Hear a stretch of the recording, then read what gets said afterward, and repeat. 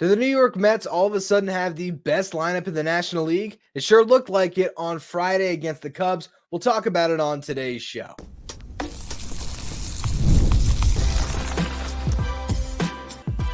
You are Locked On Mets, your daily New York Mets podcast. Part of the Locked On Podcast Network, your team every day. Hello to all you amazing Mets fans. You're watching Locked On Mets, part of the Locked On Podcast Network, your team every day. I'm your host, Ryan Finkelstein. If you want to find any of my work, follow me on X at Finkelstein Ryan. You can also find some of my writing at justbaseball.com, where I work as the managing editor. Well, the New York Mets going to Chicago, and what do they do in the first game of this series? They pile on 11 runs and absolutely embarrass the Cubs and Shota Imanaga on their own field. What a game. What a game. Imanaga, the last time he faced the Mets, goes 7 shutout innings. But this time around, he gave up 3 runs before he got an out. Francisco Lindor, leadoff double. Brandon Nimmo draws a walk. Here comes JD Martinez with no place to put him. And he gets a pitch to hit and a 2-1 count, does not miss it. Crushes a 3-run homer, and just like that, your Mets are up again big early in the game. We have seen this team time and again over the last couple weeks jump all over guys. Dylan Cease, John Gray, I mentioned that on yesterday's show, where you look at the starting pitching matchup of the day, and for this one, you see Imanaga, a guy who is the clear favorite to win the Rookie of the Year this year. He is one of the candidates to be a Cy Young, or at least he was prior to this start, because all of a sudden his ERA jumped a full run by facing the Mets. And on the other side, the Mets had Jose Quintana, who has not pitched well this year overall. But there you go, 3-0 Mets. There was one moment, though, and I have to acknowledge this. Shout out to my dad and my brother-in-law. They were at Wrigley Field for the game. I talked about this on yesterday's show at the very tail end. I wasn't sure if the Finkelstein luck was just myself, or if it extended to my dad, because I went to one game in Miami this year that he was not at. The Mets won that game. The two of us together went to a couple in D.C. The Mets won both of those. I think they also won the spring training game that we went to this year. Not that that really matters, but here was an opportunity to see, hey, this is the first time my dad was going to a game without me. It's a pretty good game. Pretty good game. Maybe he's the rabbit's foot. And also, even bigger shout out to my brother-in-law, Brad, because he went to a Cubs game rocking a bright orange Francisco Lindor jersey. And if you don't know, my brother-in-law, he has been born and raised in Chicago, the Chicago area. So he's a Bears fan, Blackhawks, Bulls, mostly Bears from those 3 teams, and was a Cubs fan until he started listening to Locked On Mets back in 2019. He's an avid listener of the show, and I have turned him. So to see him go into Wrigley Field with my dad wearing a Mets shirt, that is a proud accomplishment for myself there. But great game that they got to watch. I did talk to them after, and they were saying, oh, man, it was just carefree. We weren't stressed at all. So I said, Dad, you're telling me in the bottom of the first inning when Jose Quintana is in a bases-loaded situation, you weren't nervous? He goes, oh, no, I was nervous. And so that was the one moment, because Quintana walked the leadoff man. Mark Vientos makes an error on a would-be double play ball. Then Cody Bellinger gets a hit to load the bases. And that was the one point in the game where you thought maybe the Mets are going to lose. Only time. But then Quintana gets another double play ball.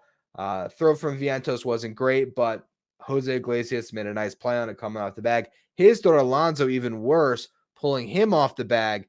But Alonso did a great job with his footwork to hold on to make that double play. Then Quintana gets the final out of the inning, a strikeout, and he's out of that jam. And then he gets more run support in the second. You had Francisco Alvarez lead off the inning with the home run. Jose Iglesias, who had an unbelievable day, went 4 for 4 in his first 4 at-bats. He got a knock. Bader and Lindor each got out, but then Brandon Nimmo hit a 2-run shot, and the Mets were up 6-1. They didn't really look back from there. They tacked on a run in the third on an RBI single from Iglesias. In the fourth, they jumped all over Imanaga again.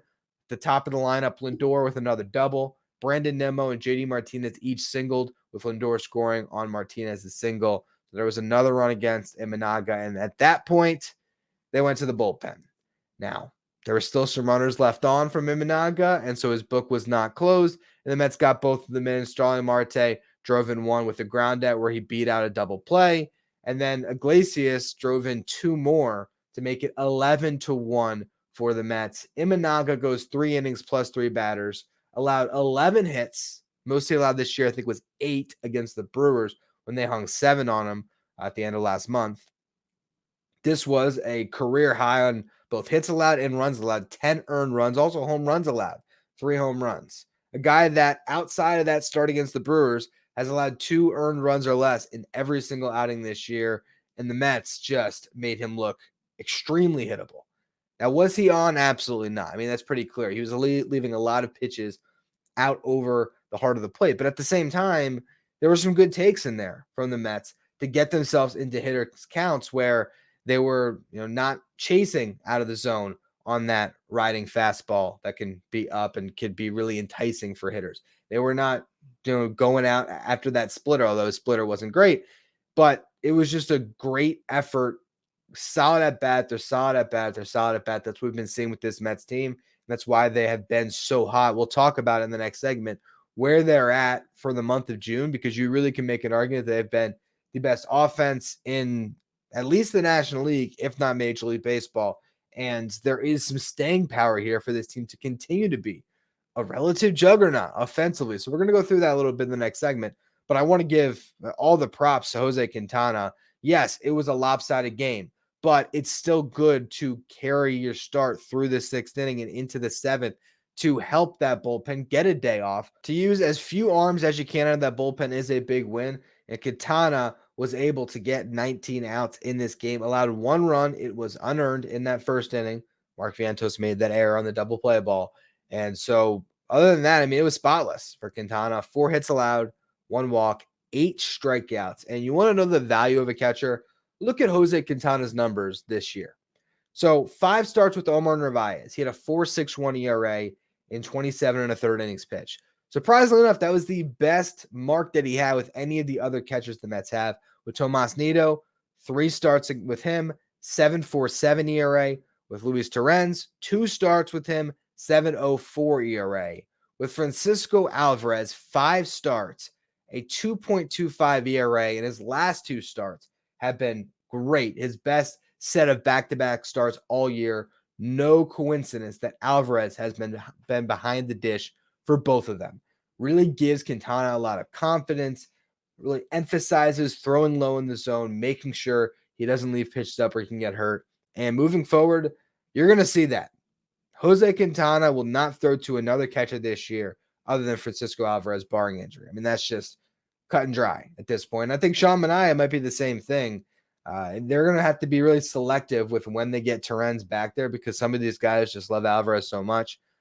Luis Severino is a guy that will be pitching to Torrens, I think, because they like keeping Alvarez out of the game with the heavy sinker usage of Sevy, and with Alvarez dealing with that thumb still, which is not an issue that is going to really hurt him and keep him out of the lineup. He's been playing great with it, but it's still something to monitor. You don't want to make him really struggle catching so many pitches down in the zone, and Torrens worked great with Severino the last time out.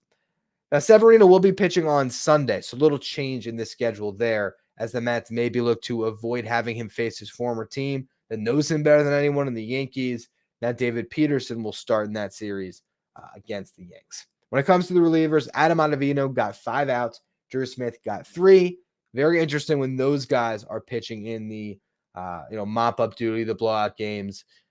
They're pitching in the low-leverage situations, which to me still indicates that Daniel Nunez, Reed Garrett, these are the guys that are setting up Edwin Diaz right now at the back end of the Mets bullpen. Sean Reed-Foley, of course, I should mention as well. And there was no injury designation for Sean Reed-Foley prior to the game today. So there was a little bit of concern the last time he went out. Nothing came of it. So that is some good news. But we want to talk here about the Mets offense. Are they the best in the National League, if not Major League Baseball right now? I'll get to that in just a minute. First, though, a word from our sponsors. Today's episode is brought to you by FanDuel. Summertime means baseball. If you want to bet on the game throughout this summer, make sure you check out FanDuel. Right now, new customers get $200 in bonus bets with any winning $5 bet. That's $200 that you can use to bet on everything from Stanley Cup Finals MVP to who's going to hit one out of the park. I know my brother-in-law, Brad, bet on Pete Alonso today at FanDuel to hit a home run, because every time we go to a game together, he is taking Pete Alonso in the home run prop, and I am joining him every single time. We've come up victorious on that a couple of times for sure. It's been a nice little thing to follow at any Mets game that we go to. If you want to play when you're at a Mets game, make sure you go over to FanDuel. And again, you win that first $5 bet, you're going to get $200 in bonus bets guaranteed. Visit FanDuel.com/lockedon and add a big win to your summer bucket list. FanDuel, America's #1 sportsbook. If you're an everyday listener to the show, make sure you become a Locked On Mets insider. This is our texting service where you get updates from me anytime some news breaks on the Mets. You can ask me questions anytime. You get the lineup graphics sent to your phone each day. And this is also where we run our Locked On Mets signed photo giveaways. If you want to be Locked On Mets insider, find a link in the episode description. Go to subtext.com/LockedOnMets. So if you look at what the Mets have done offensively this month, it has been a complete shift in what we saw throughout the earlier parts of this season. All of a sudden, this lineup is clicking. And it all started with that players-only meeting. The second game after that meeting against the Diamondbacks to close out the month of May, the New York Mets scored double digits in runs for the second time all year. Since then, they have done it 4 times this month where they have scored at least 10 in a game. They've also scored 6 or more 9 times in 17 tries. More than half the games the Mets have played this month, they have put up at least 6 runs. They are averaging more runs than any team in Major League Baseball in the month of June at 6.35 runs per game. They also finally have their run differential on the season in the positives by having a plus 10 day-to-day, beating up on the Cubs. That really did change things for them. And all these games all these blowouts have taken them from a team that's been minus 35, minus 40 at certain points this season, all the way up to a positive run differential team. You look at the slash line that the Mets have had this month, they're hitting as a team 288, 357 on base, 489 slug. That's what the Braves did last year, essentially. That is Braves level of offensive numbers. I'm not sure. I think the Braves might have slugged over 500 as a team, something crazy last year, but that's the type of offense the Mets have been this month. It's been akin to the 2023 Braves that were the best team in baseball. You look at where those marks stack up around the game. Their average of 288 is second behind only the Diamondbacks. Their on-base percentage of 357 is the 4th best mark in Major League Baseball. Their slugging percentage of 489 is second to only the Orioles. If you look at the OPS, they are tied with the Orioles for the best mark in the game at 846. How do the Mets get to those numbers? Look at their lineup. It starts with those top 4. Pete Alonso finally having a great month. He's hitting 275, 375 on base, 536 slug, has a 911 OPS, 4 home runs, 6 doubles, and 15 RBIs. JD Martinez hitting 297, 408 on base, 578 slug, 4 home runs, 2 doubles, 17 runs driven in, a 986 OPS. I want to put that into context. Pete Alonso and JD Martinez have combined for 32 RBIs in 17 games. If you're getting nearly 2 RBIs a game from those two guys in the middle of your lineup, you're going to win a lot of games. It's that simple. So to see them really driving in runs at the 3 and 4 spot, the Mets have found the lineup that works for them, and it's just carrying over game, series over series. Francisco Lindor been a huge part of it as well. He's hitting 294 this month, 364 on base, 529 slug, 3 home runs, 7 doubles. Lindor has 20 doubles on the season. He's one of only 11 players in Major League Baseball that have already reached the 20 double mark. Pete Alonso sitting at 19 doubles on the season. Lindor also during this time, he has an 893 OPS, and he is 4 for 4 in stolen base attempts. Just playing great baseball around. He made another sensational play today up the middle, spinning, jumping, one hop throw to first. I mean, he is in his bag defensively, and it's so much fun to watch. He's playing himself into the all-star starter conversation for sure if Mookie Betts wins. We talked about that on yesterday's show, so if you're curious, go back, watch that one, listen to that one. But also, I'm not going to say he's going to win it, but is Francisco Lindor going to be a top 10 MVP finisher this year? He's playing like it. If he ends up taking this team from where they were at and helps drag them all the way into the playoffs, he might get top 5 MVP votes. I mean, he is, I don't think he'll win because Shohei Ohtani is on another level, Bryce Harper. These guys are going to put up offensive seasons that Lindor just can't keep up with. But all around value to a club, few guys are better than Lindor. And then you have Brandon Nimmo, who this month's hitting 333, 389 on base, 561 slug, 3 home runs, 4 doubles, 1 triple, 13 RBIs, 16 runs scored, a 950 OPS. So if those 4 guys are all clicking, you're going to have one of the best offenses in the National League. You look at the other teams that have been really good offensively this year, Phillies and the Dodgers, what does it start with? Great star power atop your lineup. I'm not going to say that Lindor to Nimmo to J.D. Martinez to Alonso is as good as what Mookie Betts, Shohei Ohtani, and Freddie Freeman is. It's just not quite there, of course.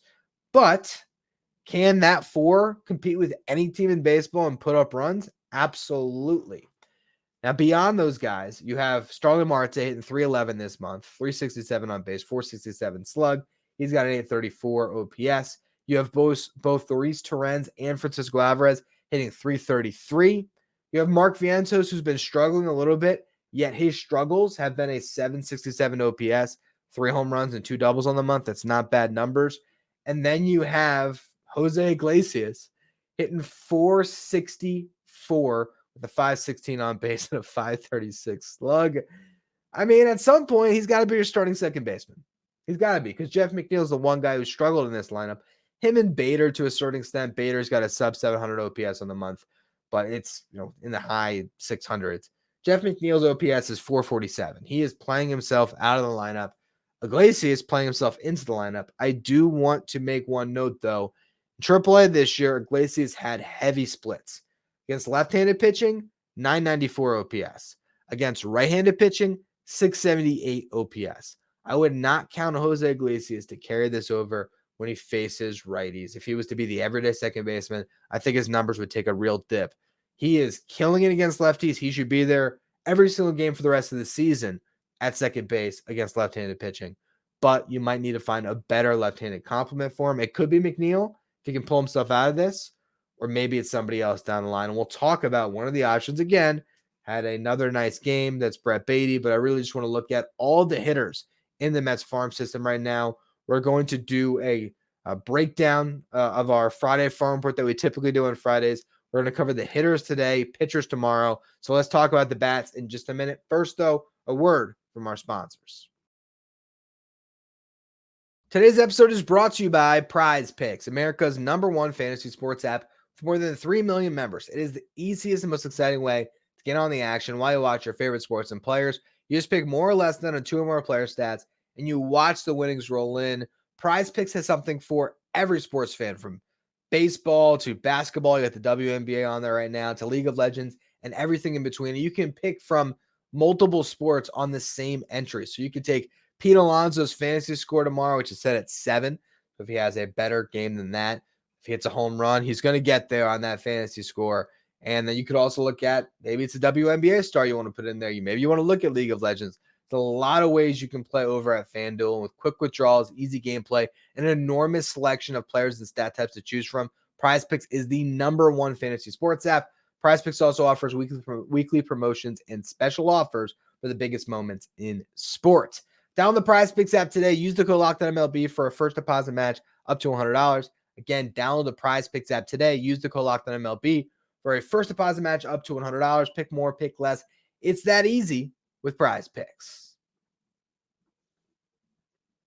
From up 3-0 in the Stanley Cup Finals to now even through 6 games, the Florida Panthers are really struggling against the Edmonton Oilers. If you want to stay up to date on all the latest in the world of sports, make sure you check out Locked On Sports Today, streaming 24/7 on YouTube. All right, let's get into our Friday farm report. 1 day removed here on a Saturday. We're going to go through all the different levels in the Mets system and talk about the position players. And we'll open things up with Luke Ritter, who in the last 15 days has 4 home runs, 12 RBIs in 12 games on this season. 16 home runs and 53 RBIs in 65 games. Ritter, 7th round draft pick back in 2019. I've said it many times. He is not really considered a top prospect, but here he is putting up huge numbers. It is a very easy league to hit in, so to speak. Guys get rewarded a lot playing in the international league. So you have to take his numbers with a grain of salt. But at some point, if Jeff McNeil continues to struggle, this is another guy that could be called on to start at second base. You said the same thing about Ryland Bannon, who's got an 867 OPS over his last 13 games played. Has been very good throughout this season. And then you got Brett Beatty, who's hitting 385. He had another RBI in the game tonight, was starting at third base. He's got a 432 on base, 719 slug so far in Syracuse. Has been very good. It's still a question about how much is he going to play second base to potentially be a guy that could be the answer instead of Jeff McNeil. But there's just a ton of different players that the Mets have in Syracuse if they wanted to get a compliment to Iglesias. When it comes to a lefty, it's pretty much Beatty, but a lot of these guys have splits where you could say, all right, call them up and have them face the right-handed side of the platoon with Iglesias. Another guy to mention is Pablo Reyes, who the Mets just sort of claimed, or I think they signed him on a minor league deal recently. 5 games in Syracuse, he's got a 462 batting average. So they just are finding a ton of production in that infield. Now, Luis Angel Acuna is one guy that, of course, all eyes are on in AAA. He's hitting 362 over his last 11 games, played 423 on base, 511 slug. It's a 934 OPS, has a home run, a triple, a double, and 6 stolen bases on 8 attempts. If you look at the season as a whole, though, he's hitting 261, 318 on base, 367 slug. OPS sub 700 in a league that really does favor hitters, not the best. So while I still think there's a chance we see Acuna this year, and he could be your answer at second because he would at least give you elite defense and a lot of speed on the bases, I think he's best where he's at right now, still developing. One more guy in AAA to discuss, Ryland Thomas, starting to figure it out.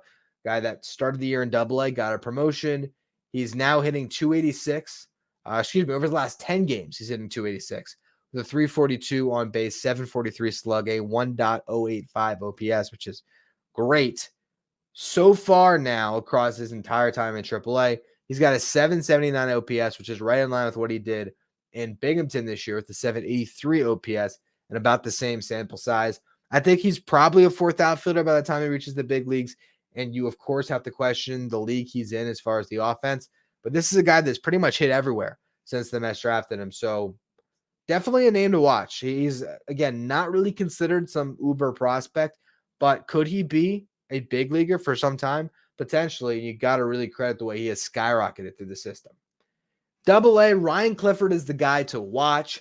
Over the last 15 days, 12 games played for Clifford, 211 average, 415 on base, 553 slug, 3 home runs, 4 doubles during that span, a 968 OPS. Awesome to see Clifford really clicking down there. I don't know if we see him in AAA this year. There's so many guys on that roster that it's just tough to get playing time. I think he's right where he should be. A full season in AA is the perfect place to continue to challenge him. And I think by year's end, he could have some pretty gaudy numbers where you might be looking at Ryan Clifford and saying, oh, now he's the top position player prospect in this system. I could see him leapfrogging Acuna, Gilbert, and Williams by virtue of Gilbert and Williams not really playing much, although hopefully Gilbert is going to come back soon here. But we're not going to see much of Jet. And if Ryan Clifford puts it all together throughout this season, there's going to be some that look at him as the best position player prospect the Mets have. Nolan McLean's down there as well, two-way player, pitcher, hitter. As a hitter, he's struggling the way I thought he would at that level. He's 2 for his last 29. But both of those hits are home runs. So feast or famine for McLean. He's doing well. Drake, not doing well. He's doing well. He's doing well at driving the baseball out of the yard. Drake Osborne is doing well. He's a catcher, had good numbers in high A, up in AA, has an 895 OPS in his last 11 games played. Has better numbers right now than Kevin Parada, who has struggled overall in the season to a 648 OPS. He did miss some time recently due to an injury, but he's back on the field playing over there in Binghamton. Alex Ramirez also, to note on him, he has really struggled. Other guys that are fringe prospects at best, Jalen Palmer, resurgence. Some of you might know Jalen Palmer was once a guy that I was very high on, but a disastrous last couple of years has really dropped him off of the radar entirely. But hey, good for him for having some good success lately. And Jeremiah Jackson finally starting to swing it a little bit, but guys that really don't want to write home about too much here. High A, Nick Morabito finally hit some struggles here lately. 222 average this week, 291 on the season in high A. So that average has finally dipped below 300. Guy that hit well above 300 in low A, now in high A, trying to have the same level of success. He did early, but now maybe starting to have a little bit of an adjustment period. We'll see if he can snap out of it next week. Nick LaRusso, he's maybe take notice. He's hitting 320 over his last 6 games. He has an 848 OPS on this season. And he's starting to drive the baseball out of the yard as well. Looking like one of the better third base prospects the Mets have in the system right now. So he has been a real surprise as of late. You go to Port St. Lucie for your low A St. Lucie Mets. Not a lot of success over the past week. Boston Barrow, AJ Ewing, Colin Houck, Ronald Hernandez, all these guys are struggling. Sub 700 OPS. For some of them, sub 500 OPS. But there's one guy who is destroying pitching in St. Lucie, and that is Jesus Baez. Has 2 home runs this week, 2 doubles, hitting 292, 357, 625 this past week. He has 10 home runs now on the season in 63 low A games with 14 doubles and a triple. One of these guys that is all of a sudden looking like one of the better power hitters in the system. That's why the Mets loved him when he was their player of the year. What was that? 2022, I believe, in the Dominican Summer League. I think he hit like 7 home runs, which it's rare to leave the yard that much. Had a rough year in his first season stateside last year, but now starting to figure it out. That's a lot of home runs for single leg. To have 10 home runs, that's saying something. So Baez really is one of the guys to watch, and he might find himself up in Brooklyn pretty soon here. Jeremy Rodriguez in the Florida Complex League is struggling. One of the Mets' top prospects, the guy they got in the Tommy Pham trade. Rough week or so for him, so we'll see if he can pick it up. Meanwhile, Simone Juan is killing it. 3 home runs this week. He's 9 for 20 with a 450 average. This is an 18-year-old who was signed. I can't remember if it was, I think it was not this most recent class, but the one prior to that. So when we saw Simone Juan get signed, a guy who got a pretty big bonus, and he's an outfielder. So Simone Juan should be a name to watch throughout this season. Might play himself off the complex as well. Last year, he had 2 home runs in 40 games at the complex. So, yes, he was definitely with the team last year. 7 home runs in just 31 games this season. So, good run of success for him when it comes to the power stroke. On tomorrow's show, I will be breaking down everything on the pitching side with the Mets minor leaguers. And, of course, we will talk about the second game of this series, Mets versus Cubs. Tyler McGill versus Jameson Taillon. You got a 2:10 start today, I believe, 2:10 or 2:20 afternoon game. So enjoy that, and I will be back for a Sunday edition of Locked On Mets. If you're listening on the audio side, follow, rate, and review wherever you get your podcast. If you're watching on YouTube, hit that subscribe button. We're trying to make a push to 9,000 subs, so I appreciate all of you who continue to subscribe. You can follow me on X at Finkelstein Ryan. Follow the show at Locked On Mets. If you want to be a Locked On Mets insider, find the link in the episode description or go to subtext.com/Locked On Mets. Thank you for making Locked On Mets your first listen or your first watch every day. Now for your second watch, head over to YouTube and check out the first ever 24/7 streaming channel that covers everything in the world of sports. Talking about Locked On Sports Today, which is also streaming 24/7 on Amazon Fire TV.